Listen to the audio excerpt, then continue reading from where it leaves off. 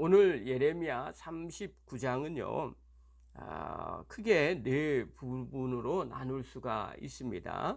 1절부터 3절에 예루살렘 성이 함락이 되게 됩니다.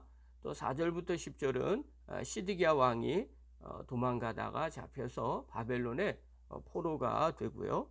11절부터 14절에는 바벨론 포로에서 석방이 된 예레미야에 대해서 기록하고 있습니다. 그리고 15절부터 18절은 예레미야가 죽을 위기에서 왕국 내시 구스 사람 에베멜렉을 구원하겠다는 하나님의 약속이 기록되어 있습니다. 오늘 예레미야 39장은 한마디로 말하면 하나님의 경고를 무시한 시드기야의 왕의 결과를 말해주고 있습니다. 구체적으로 좀 볼게요. 1절부터 2절에 보면 유다의 시드기야 왕의 제9년 열째 달에 바벨론의 느부갓네살 왕과 그의 모든 군대가 와서 예루살렘을 에워싸고 치더니, 전쟁이 일어났습니다. 그러자 시드기야의 제11년 넷째 달 아홉째 날에 성이 함락되었다, 이렇게 2절에 말하고 있습니다. 그러니까 시드기야 왕 제위 9년입니다. 왕이 된 지 9년, 그 다음에 10월에 시작된 바벨론의 공격이 1년 6개월이 지난 후에야 비로소 종식이 됐다는 거죠. 예루살렘 성벽이 무너졌어요. 그리고 전쟁에 패한 시드기야 왕이 아라바로 도망을 가게 됩니다.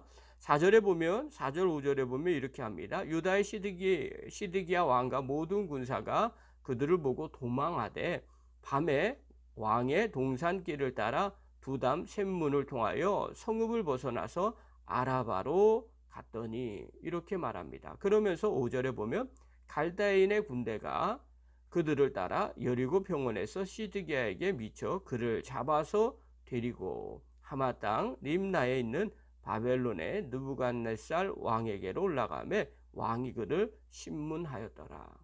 밤에 도망을 갔던 시드기야 왕을 바벨론 군사들이 잡아서 느부갓네살 왕 앞으로 끌고 가는 장면을 말해주고 있습니다. 자, 그렇게 끌려간 시드기야의 결과가 어떻게 됐는가? 6절에 보면, 7절에 보면 이렇게 말합니다. 바벨론 왕의 림나에서 시드기야의 눈 앞에서 그의 아들을 죽였고, 아들들이 시드기야 왕 앞에 있는 그 상황 가운데서 다 죽게 됩니다. 그리고 왕이 또 유다의 모든 귀족들을 죽여버렸습니다. 그리고 왕이 또 시드기야의 눈을 빼게 했어요. 그리고 바벨론으로 옮기려고 사슬로 결박을 했습니다. 시드기야 왕은 결국 두 눈이 뽑힌 채로 바벨론으로 사슬에 묶인 채 포로로 끌려가게 됩니다. 그런데 중요한 것은 자신의 눈이 뽑히기 마지막 이 땅에서 두 눈이 있었을 때 본 것이 자기의 아들들이 죽는 장면입니다. 그리고 모든 귀족들이 죽는 장면을 마지막으로 눈이 뽑히고 더 이상 보지 못하게 됩니다. 많은 분들이 그런 이야기를 합니다. 마지막에 본 그것이 시드기야 왕에게 있어서는 천추의 한이 될 것이다. 그리고 자녀들을 죽음을 당한 것을 마지막으로 본 시드기야의 왕의 인생이 어떨까? 사실 그것만큼 참혹한 결과가 또 없습니다. 이것은 엄청난 형벌이죠. 자녀를 눈앞에서 죽는 장면을 맨 마지막에 보는 부모의 심정, 이루 말할 수 없겠죠. 자, 뿐만 아니라 8절부터 9절에 보면요, 갈대아인들이 왕궁과 백성의 집을 불살았어요. 그리고 예루살렘 성벽을 헐어버립니다. 그리고 사령관 느부사라단이 성중에 남아있는 백성과 자기에게 항복한 자와 그 외 남은 백성을 잡아 바벨론으로 옮겨갑니다. 시드기야 왕의 개인적인 핍박 또 어려움뿐만 아니라 성이 불살라지게 되죠. 또 예루살렘 성벽이 허물어지게 되고요. 백성들은 포로로 끌려가게 되는 그런 참혹한 결과를 맞게 됩니다. 만약에 선지자의 경고대로 하나님께 순종했다면 이런 비극을 당할 수 있었을까? 아마 당하지 않을 수도 있었을 겁니다. 우리가 여기서 한 가지를 좀 깨달아야 됩니다. 하나님께서는요, 끝까지 돌이킬 기회를 우리에게 주시지만 그 기회가 무한정은 아니라는 사실입니다.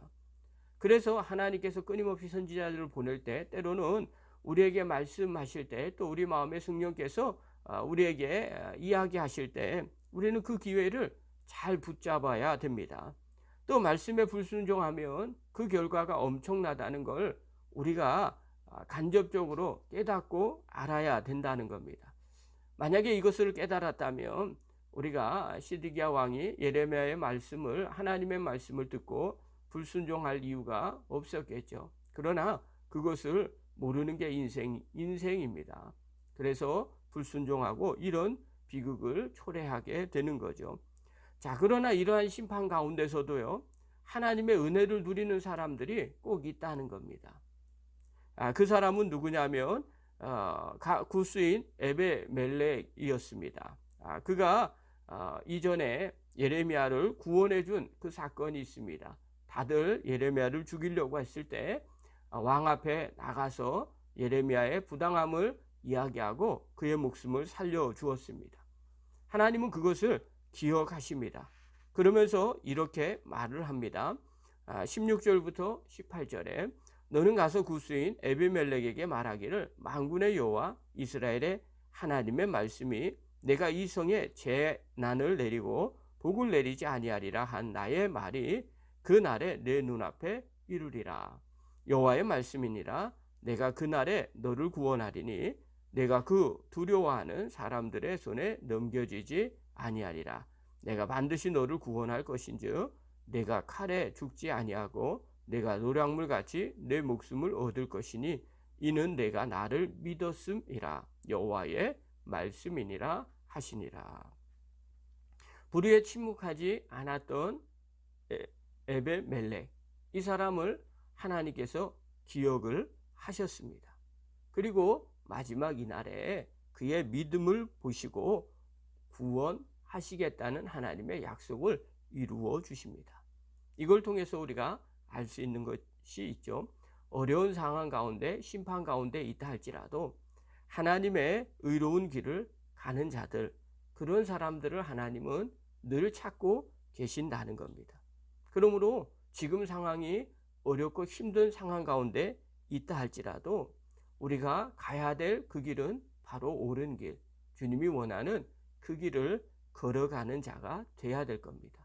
하나님은 그런 자를 찾고 계시는 거죠. 자, 그렇다면 오늘 본문을 통해서 깨달아야 될 게 무엇이겠습니까? 첫 번째입니다. 하나님의 경고는 늘 새겨 들어야 한다는 겁니다. 시드기야가 하나님의 경고를 무시하고 결과적으로 자식이 죽는 것을 보고 눈이 뽑히고 바벨론으로 끌려갑니다. 뿐만 아니라 나라도 빼앗기고 예루살렘 성도 멸망을 당하는, 그리고 많은 백성들이 함께 고초를 겪는 일들이 일어나게 됩니다.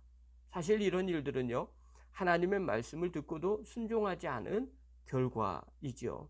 만약에 우리도 마찬가지죠. 우리가 순종하지 않으면 하나님 이렇게 될 수 있다는 것을 하나님께서 말씀해 주시는 거죠.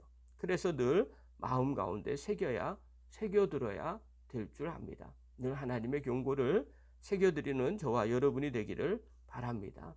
두 번째로 본문을 통해서 깨달아야 될 것은 이런 심판과 어려움 가운데 있다 할지라도 보호받는 하나님의 백성이 있다는 겁니다.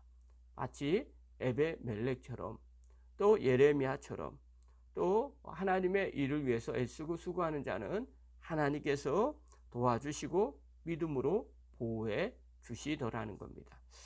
저는 어저께 이 말씀을 묵상하면서 그런 생각이 들었습니다. 지금 이 시기도 마찬가지일 것 같습니다. 어디에서나 하나님의 뜻대로 살려고 애쓰고 수고하는 자들은 하나님은 반드시 보호하십니다. 우리가 힘들고 어려운 상황 가운데서도 이 하나님의 신실하심을 바라보시고 하나님 앞에 가까이 나가는 믿음의 거룩한 종들 되기를 간절히 축원합니다. 이 시간 우리 다 같이 통성으로 기도하는 시간을 갖겠습니다.